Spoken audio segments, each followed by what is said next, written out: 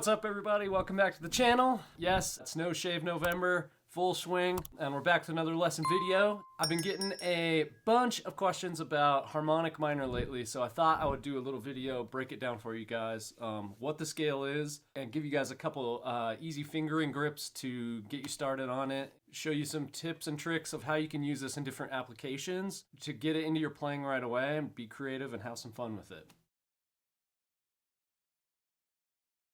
First of all, harmonic minor is pretty cool because it's less common in a lot of rock music playing, blues, funk. In those types of music, it's more common to hear maybe natural minor, or we call it Aeolian mode, or Dorian mode for a lot of funk guitar playing. Harmonic minor has more of an exotic kind of sound because it has some weird intervals in it. I'm just going to show you guys this in C minor.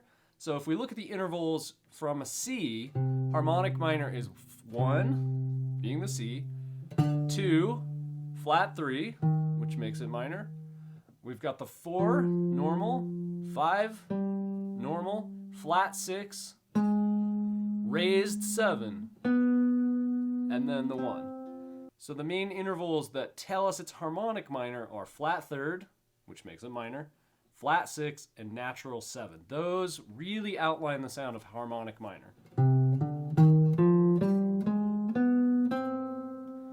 And because we have a flat 6 and a raised 7, it creates this interval of a minor third in between those two notes.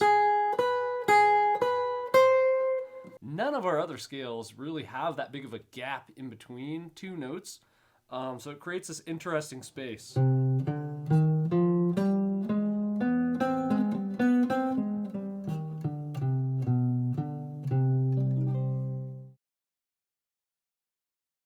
So obviously there's a lot of ways to play scales on the guitar neck, and I'm just going to show you 2 easy spots to play this. First, let's start from the C, and we'll just play up a 2-octave scale shape. So here's the shape.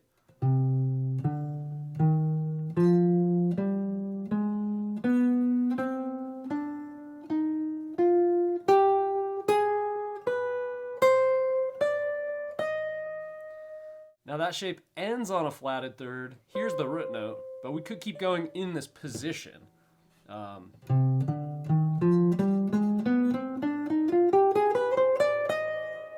Let's try it backwards together.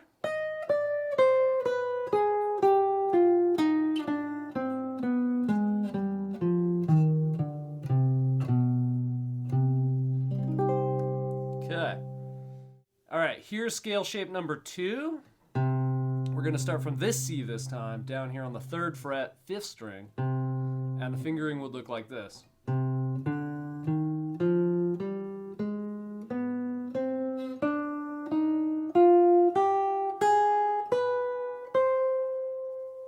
This time we're ending on the high C, and there's that big stretch on the 1st string. 3rd, 4th, 7th, 8th fret. Usually I slide my 1st finger up and down right here, and then stretch.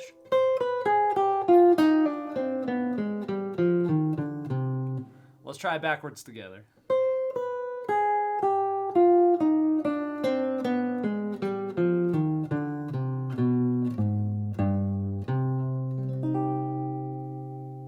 Obviously there's a lot of other fingerings and shapes you could learn, but those I think are like the best 2 to just kind of get started and hear the sound.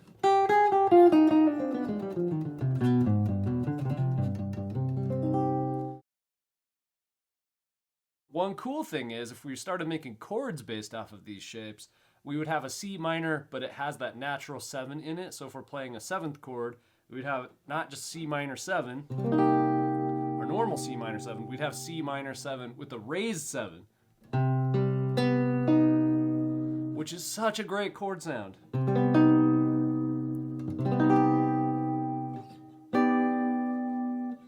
Here's another one with a 9. Here's another one. It also creates this E flat major 7, but with a sharp 5. So instead of this, we've got this.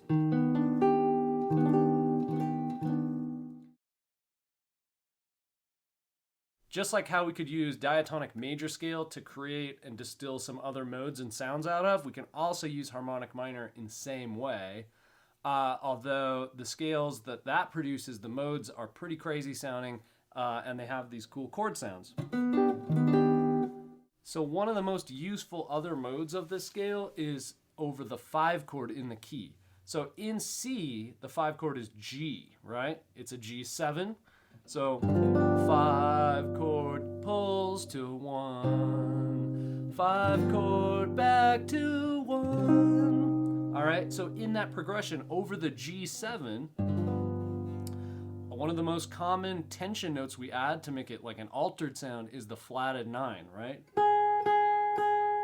So G7 with an A flat on top gives us that sound. And we can hear how that really strongly now pulls back to the C minor. So instead of just G7, C minor, we could hear this. G7, flat 9, back to 1.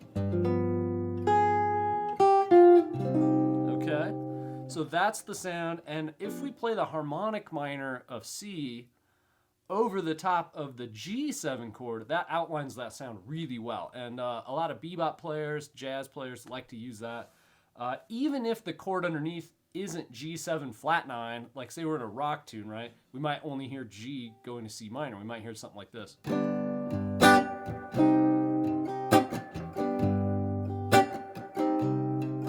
We could still play this scale over the top of that and then imply this sound on top of that 5 chord. So G,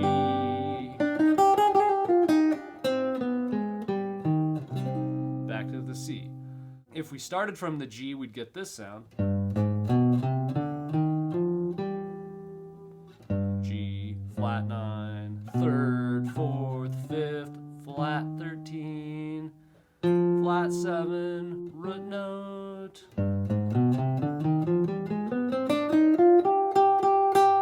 We could also play kind of a bebop version of that scale where we add the natural 7th in of the G. So it'd be like 1, flat 2, 3, 4, 5, flat 6, flat 7, natural 7, root note.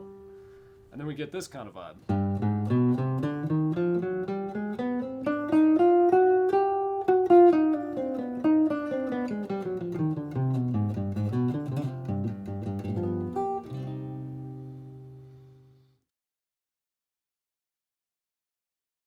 And that doesn't have to resolve to a C minor, by the way. So say you have a 2-5-1 going D minor, G7, C major 7. That's totally legit to play going to the C major chord too. So D minor.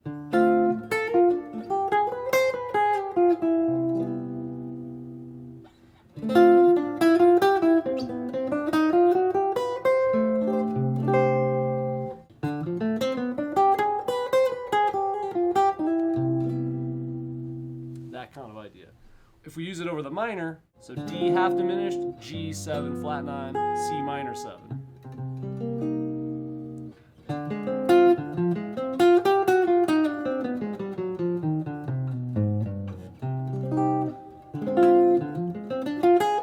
G7 flat 9, C minor 7.